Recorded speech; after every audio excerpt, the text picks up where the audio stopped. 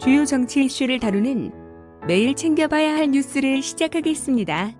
북한은 16일 오후 개성 남북 공동연락사무소를 폭파했습니다. 이로써 2018년 4월 27일 남북 정상이 합의한 판문점 선언에 따라 그해 9월 개성의 문을 연 연락사무소가 개소 19개월 만에 사라지게 됐습니다. 김여정은 지난 13일 담화에서 멀지 않아 쓸모없는 남북 공동연락사무소가 형체도 없이 무너지는 비참한 광경을 보게 될 것이라며 건물 폭파를 예고한 지 사흘 만에 빠르게 실행에 옮긴 것입니다. 이날 남측에서도 개성공단이 위치한 곳에서 폭음 소리와 함께 연기가 목격됐습니다. 군은 오후 2시 49분 개성공단 지역에서 폭음을 청취했다고 밝혔습니다. 군 당국은 개성 공동연락사무소 폭파 이후 군서군 개선 MDL 지역에서 돌발 군사 상황에 대비해 대북 감시 대비태세를 강화하고 있습니다. 특히 최전방 부대 지휘관들은 정위치하고 부대를 지휘하도록 했습니다.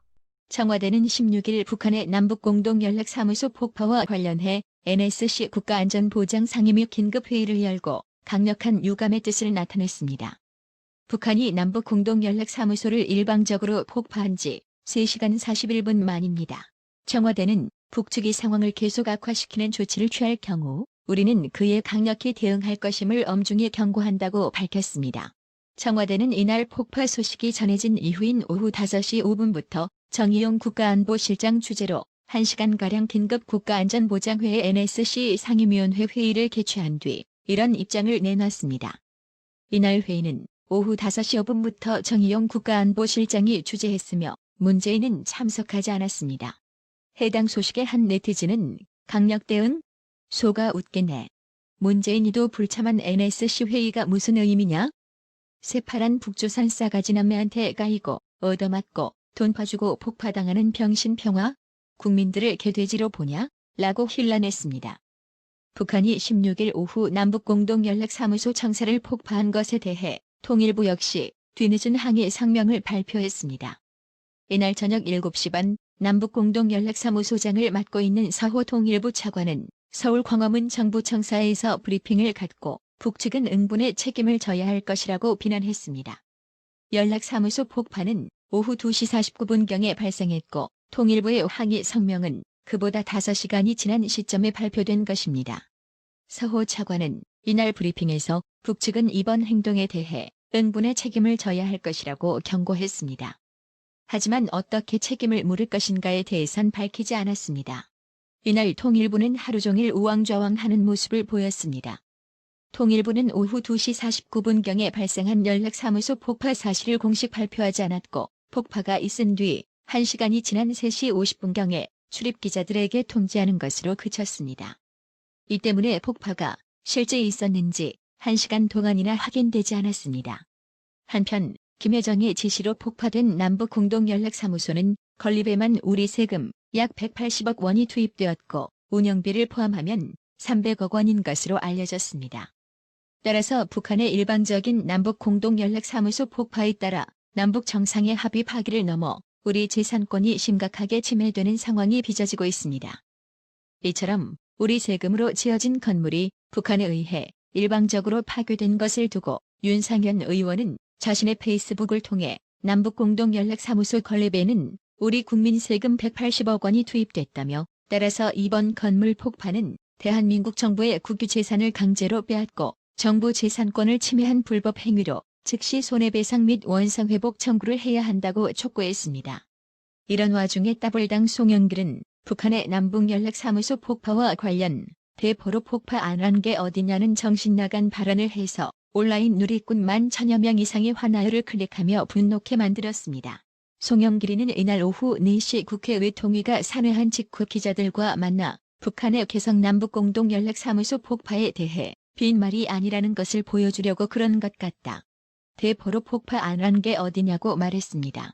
이 발언에 대해 미래통합당 황교안 부대변인은 우리 국민의 불안감과 국가안위는 생각지 않은 귀를 의심케 하는 발언일 뿐더러 외통위원장으로서는 더더욱 부적절한 발언이라고 비판했습니다.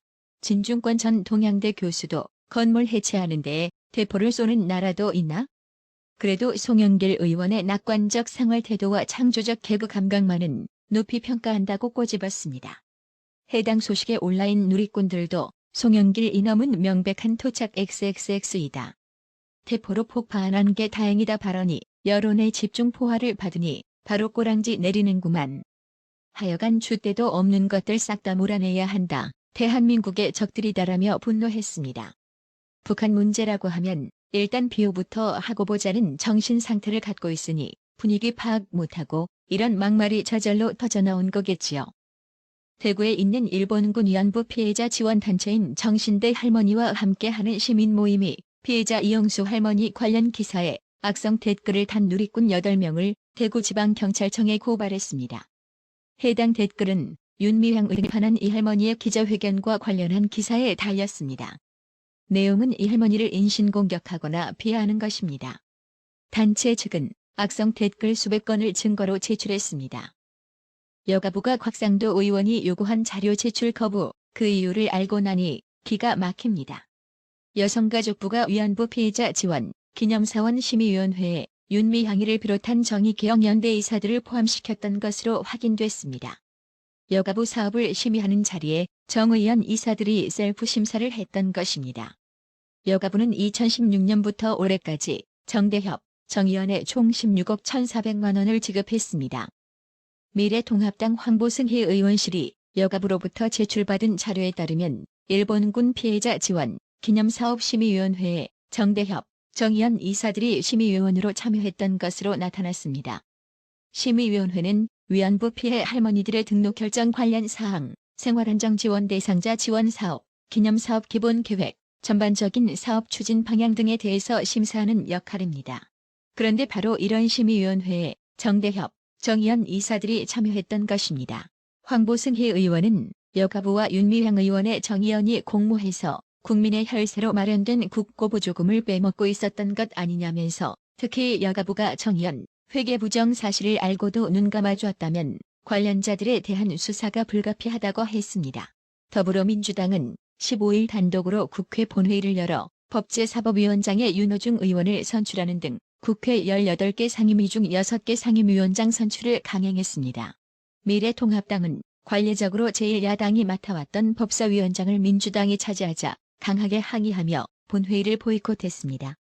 민주당은 지난 5일 통합당이 빠진 상태에서 단독으로 21대 국회를 개원해 국회의장을 선출한 데 이어 상임위 구성안도 단독 처리했습니다. 이 같은 단독 개원과 상임위 구성은 1967년 이후 53년 만입니다. 통합당은 헌정사상 유례없는 복거이자 치욕이라며 남은 문재인 정부 2년을 황폐화하는 첫 출발이 될 것이라고 반발했습니다. 해당 소식에 온라인 누리꾼들은 민주 하더니 가관이다. 그래, 다 가져라.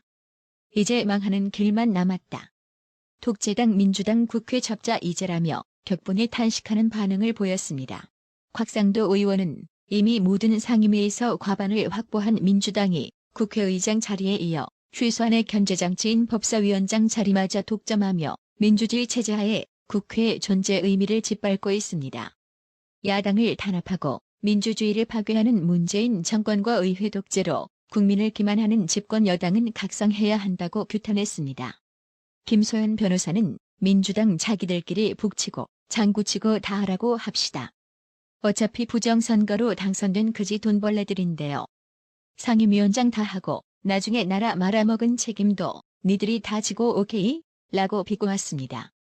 통합당 주호영이 법사위 표결을 막지 못했다며 사의를 표명했습니다. 그러자 동료 의원들이 사의 표명을 만료하고 나섰다고 하는데요. 그런데 이게 왜 이렇게 쇼짓거리로만 보이는 걸까요? 통합당에게 한마디 하겠습니다. 되지도 않는 것을 하는 척 쇼하지 말고 전원 의원직 사퇴서 제출하고 광장으로 튀어나오길 바랍니다. 그래야만 지금이라도 없는 진정성 눈꼽만치라도 인정받을 겁니다. 그동안 행동하는 제야우파 국민을 좌파가 파놓은 강성, 극우 프레임에 처말려 깊이 오다가 법사위원장 빼앗기니 이제서야 국민이 나서달라고요? 어떤 국민이 나서줄까요? 그냥 면피할 요령으로 사의하겠다는 쇼짓거리 말고 지금이라도 103명 전원 사퇴하길 바랍니다. 그 정도 의지도 없이 악재 좌파 절대 못 감당합니다. 아시겠어요? 미통당 여러분. 통합당이 결국 법사위원장을 민주당에게 무기력하게 빼앗긴 것과 관련하여 민경욱 전 의원은 미래통합당 의원들 하태경도 포함해서 지금 법사위원장 자리를 여당에게 빼앗기고 멍해 있겠지. 그게 원래 빼앗길 자리가 아니라는 생각은 혹시 해보셨나? 그 생각을 하면 더 분해서 어쩔 줄 모르겠지. 내일부터 서초동이든 광화문이든 여의도든 아니면 청와대 분수광장이든 장애로 나오시라. 부정불법 선거의 진상규명이 왜 필요한 건지를 지금쯤이면 깨달아야 하는 게 아니냐는 거다. 같이 싸우자는 거다라고 일갈했습니다. 차명진 전 의원은 주호영에게 전화를 했는데 안 받는다. 친구로서 한마디 한다. 원내대표 자리를 내놓겠다고? 국회 보이콧 하겠다고? 그렇게 한다고 좌파들이 코웃음이나 치겠는가? 좌파는 이쪽이 소극적으로 나오면 오히려 비웃는다. 그들에게 배려, 약속 따위는 안중에도 없다. 자기들은 절대선, 우파는 절대악이라고 생각하기 때문이다. 그들이 꼬리 내릴 때는 딱 하나, 이쪽이 더 강해 보여야 한다. 힘이 모자라면 결기라도 있어야 한다고 지적했습니다. 미국의 유력 정치 전문 매체 더 힐에 대한민국의 총선이 부정선거로 의심받는 우리나라의 분위기가 실리면서 미국 정가에 대한민국의 부정선거 의혹과 관련된 이슈가 널리 알려지게 됐습니다. 더 힐은 미국 의회 소식을 중심으로 하는 정치 이슈를 다루는 미국 내 유력한 정치 전문 신문입니다. 우리나라의 연합뉴스 등에서도 더 힐의 기사는 단골 손님처럼 인용하며 특히 트럼프의 활동을 비롯한 미국 내 정치 동향을 소개할 때 CNN 등과 함께 빠지지 않고 언급되는 매체입니다. 이런 미국 내 영향력 있는 매체에서 13일 투 커리어즈, 투 루밍 크라이시즈이라는 제목의 기사를 통해 대한민국과 북한이 맞고 있는 위기 상황을 비교적 상세히 전했습니다. 북한 김여정의 최근 거친 발언의 배경과 대한민국에 미친 파장, 또한 남북 간의 미묘한 신경전을 언급한 이 뉴스는 문재인 정권의 여당이 이긴 총선에서 부정의 의혹이 있다는 분위기를 전하면서 문재인의 탄핵을 청원하는 숫자가 140만이 넘었다는 사실과 함께 대한민국의 부정선거 의혹 문제도 거론했습니다. 나라의 TV는 보다 더 양질의 컨텐츠를 생산하기 위해 자발적 구독료를 후원 형식으로 받고 있으니 많은 성원 부탁드립니다. 구독 그리고 알람 설정, 뉴스 영상 내용이 좋았다면 좋아요를 클릭해주세요.